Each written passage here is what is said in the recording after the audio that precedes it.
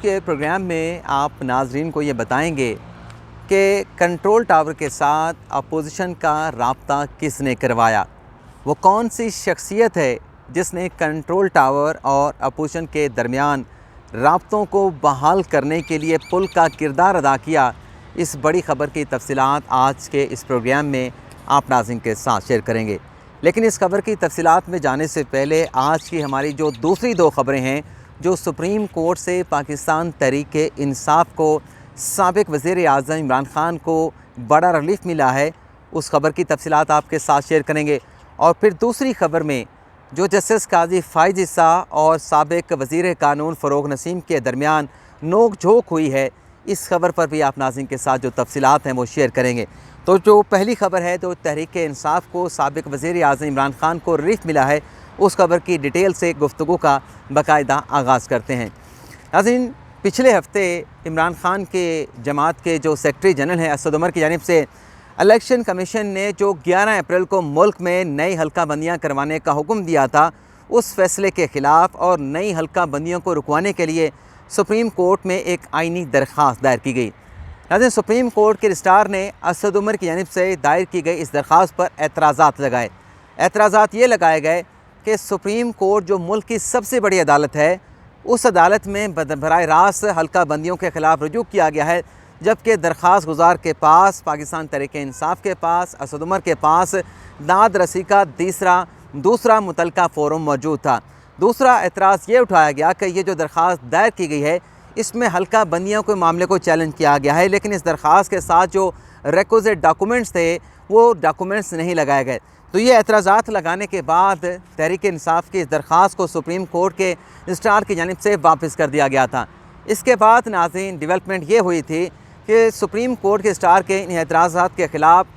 पाकिस्तान तहरीक-ए-इंसाफ ने अपील दायर की, जिस पर कल पहले समाअत हुई। और कल की समाअत में जस्टिस इजाज़ुल एहसन, जिन्होंने एतराज़ात के ख़िलाफ़ अपील पर समाअत की थी, पाकिस्तान तहरीक-ए-इंसाफ के वकील फैसल चौधरी से 2 सवाल पूछे थे। आज उन दोनों सवालों का जवाब जो है फैसल चौधरी ने, जो कि फवाद चौधरी के छोटे भाई हैं, जस्टिस इजाज़ुल एहसन को दिया, जिसके बाद जितने भी एतराज़ात थे जो पाकिस्तान तहरीक-ए-इंसाफ की हल्का बंदियों के ख़िलाफ़ दरख्वास्त पर लगाए गए थे, उन तमाम एतराज़ात को रिमूव कर दिया गया। और ये डायरेक्शन जस्टिस इजाज़ुल एहसन ने अपने चैम्बर से जारी कर दी है कि ये जो दरख्वास्त है इस पर एतराज़ात को रिमूव करने के बाद इसे इंटरटेन किया जाए, इस पर नंबर लगाया जाए और इस दरख्वास्त को अदालती बेंच के सामने समाअत के लिए मुकर्रर कर दिया जाए। तो उस अमरीकी जज से जो 5 रुकनी बेंच का हिस्सा थे, जिन्होंने डिप्टी स्पीकर कासिम सूरी की रूलिंग को कलअदम करार दिया था और फिर सुप्रीम कोर्ट के उन 5 जज साहबान को अमरीकी जज कहा गया था, आज उस अमरीकी जज से पाकिस्तान तहरीक-ए-इंसाफ को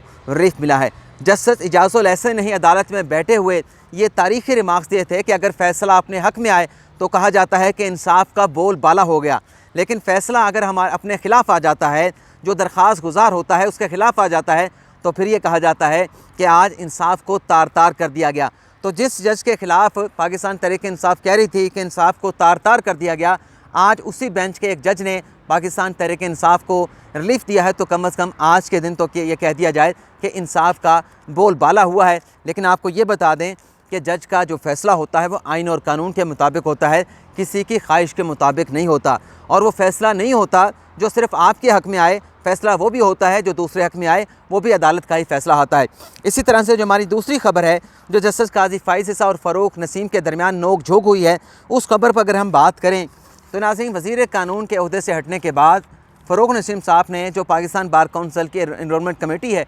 उससे रजू किया और ये दरख्वास्त ये इस्तदा की गई कि मेरा जो वकालत का लाइसेंस है, जो वज़ीर कानून बनने के बाद सस्पेंड कर दिया गया था, इस लाइसेंस को बहाल किया जाए।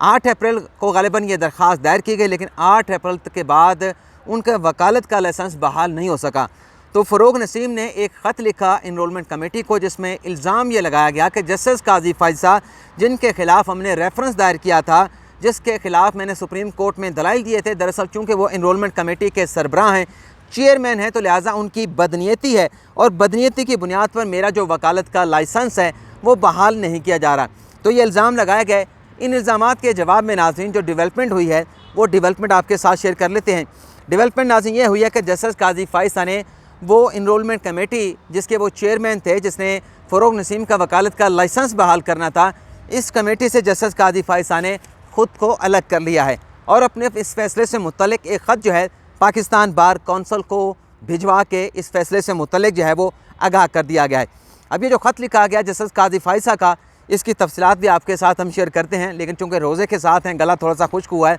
अभी थोड़ा सा मैं वक्फ़ा लेके दोबारा आपकी खिदमत में आता हूँ। बहुत शुक्रिया नाज़रीन। तो जो ख़त जस्टिस काजी फाइसा ने पाकिस्तान बार कौंसिल की पाकिस्तान बार कौंसिल को लिखा है, जिसमें vice chairman Pakistan bar council को, वज़ीर कानून आज़म नज़ीर तारड़ को और पाकिस्तान बार कौंसिल की इनरोलमेंट कमेटी के जो मेंबर हैं कल्ब हसन, उन्हें मुखातब किया गया है। इस ख़त में जस्टिस काजी फाइसा के जो सेक्रेटरी हैं फ़ारूक, उन्होंने ये ख़त लिखा है और इसमें जस्टिस काजी फाइसा की जानिब से कहा गया है कि फ़रोग नसीम के वकालत के लाइसेंस की बहाली से मुतल्लिक जो दरख्वास्त थी, इस दरख्वास्त की फ़ाइल को कभी जस्टिस काजी फाइसा के सामने पुट नहीं किया गया और बल्कि ये भी कहा गया इस ख़त में कि इनरोलमेंट कमेटी के किसी मेंबर ने इस ख़त से मुतल्लिक जो कि फ़रोग नसीम के वकालत के लाइसेंस की बहाली से मुतल्लिक था, कभी कोई सिफारिश या इस हवाले से रब्ता नहीं किया। और आगे ख़त में कहा गया है कि फ़रोग नसीम ने अपने बयान में सुप्रीम कोर्ट के सीनियर प्यूनी जज पर बेबुनियाद मनगढ़ इल्ज़ामात लगाए और फिर ये कहा गया है कि फ़रोग नसीम सुप्रीम कोर्ट के सीनियर जज जस्टिस काजी फाइसा की इंटीग्रिटी को अंडरमाइन ना करें। और आगे कहा गया है कि फ़रोग नसीम ने सदारती रेफरेंस पर सुप्रीम कोर्ट के फैसले का जो नतीजा था उसे आज तक एक्सेप्ट नहीं किया। फ़रोग नसीम एक शिकस्त खुर्दा शख्स हैं, यानी आगे ख़त में लिखा गया कि ही इज़ ए सोर लूज़र। और फिर आगे ख़त के आखिरी पैराग्राफ में वही बात जो मैंने आपको पहले बता दी है कि जस्टिस काजी फाइसा फ़रोग नसीम के वकालत के लाइसेंस के बहाल करने के मामले पर ख़ुद को इनरोलमेंट कमेटी की चेयरमैनशिप से अलग करते हैं। तो ये नाज़रीन मामला है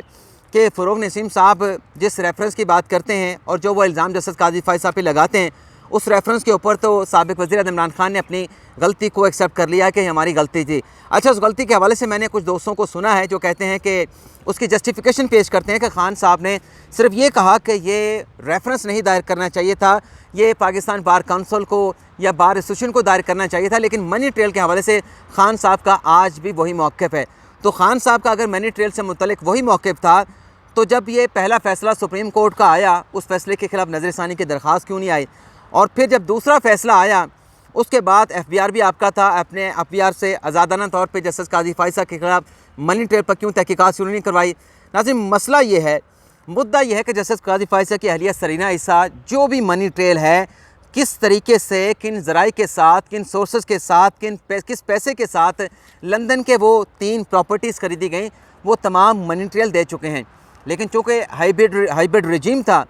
इमरान खान तो कहते हैं कि हमने ये दायर ही नहीं किया था, ये तो वज़ारत कानून के कहने पे दायर किया गया था और वज़ारत कानून कहती है कि इमरान खान के इसरार के ऊपर दायर किया गया था। तो पहले तो ये फ़ैसला नहीं हो पा रहा कि रेफरेंस दायर किसने करवाया था। लेकिन बहरहाल चूँकि हाइब्रिड रजीम था, तो हाइब्रिड रजीम में आप जितनी मर्ज़ी मनी ट्रेल पेश कर दें,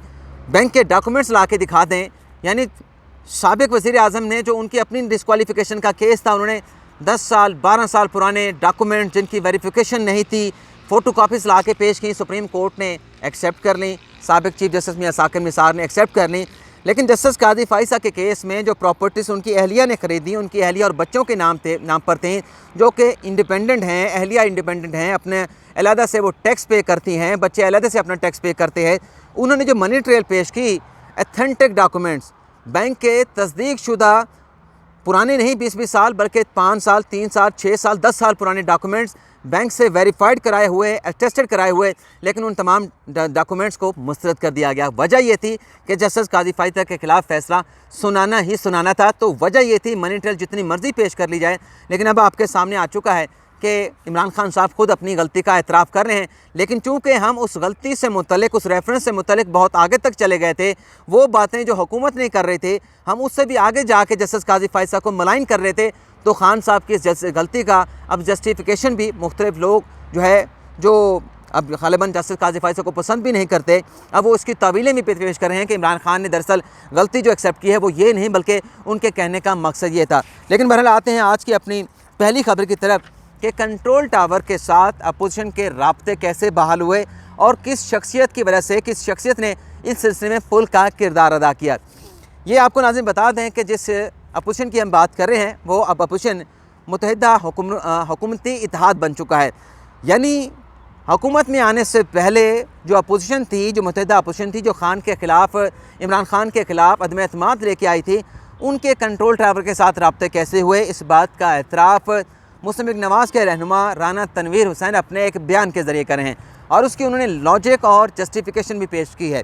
राना तनवीर हुसैन नाज़रीन अपने बयान में कहते हैं कि इमरान खान के रवैये की वजह से, उनके सलूक की वजह से, उनकी ज़ुबान की वजह से हमारे इस्टेब्लिशमेंट के साथ ताल्लुकात बेहतर हो गए। खान साहब के रवैये की वजह से इस्टेब्लिशमेंट को हम बेहतर लगने लगे। और फिर वो कहते हैं कि इमरान खान ने इदारों के साथ अच्छा रवैया नहीं रखा। शहबाज शरीफ का जो तरीक़ाकार है, शहबाज शरीफ का जो मिजाज है, शहबाज शरीफ का जो एटीट्यूड है, इससे इस्टेब्लिशमेंट के साथ अपोजिशन के जो कि हुक्मरान इत्तेहाद बन चुका है, इसके जो ताल्लुकात हैं वो इस्टेब्लिशमेंट के साथ ख़राब नहीं होंगे। तो ये एक टेक्निकल तरीके से राना तनवीर हुसैन ने बता दिया है कि हमारा इस्टेब्लिशमेंट के साथ राब्ता या ताल्लुकात कैसे बहाल हुए। लेकिन नाज़रीन, अगर हकीकत को सामने रखा जाए तो खान साहब के बयानात को अगर परखा जाए, वो बयान जिसमें खान साहब ने कहा कि ख्वाजा आसिफ ने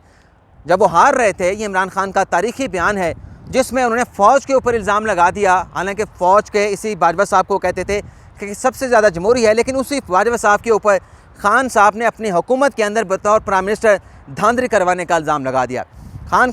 साहब का स्टेटमेंट ये आया था कि जब ख्वाजा आसिफ हार रहे थे तो उन्होंने बाजवा साहब को फ़ोन किया कि देखें जी, मुझे हरवाया जा रहा है। और जो खान साहब ने ये बयान दिया था और उसमें एक बड़ी ज़बरदस्त किस्म की खान साहब ने एक्टिंग भी की थी। खान साहब एक्टिंग भी बड़ी अच्छी कर लेते हैं, जरदारी की कर लेते हैं, बिलावल की कर लेते हैं, मौलाना फजलरहमान की कर लेते हैं और इसी तरह से ख्वाजा आसिफ की कर लेते हैं। तो खान साहब ने कहा कि जब ये फ़ोन किया ख्वाजा आसिफ को, आर्मी चीफ़ का, तो उसके बाद हमारे जो अलीम डार साहब जीत रहे थे वो हार गए और ख्वाजा आसिफ जीत गए।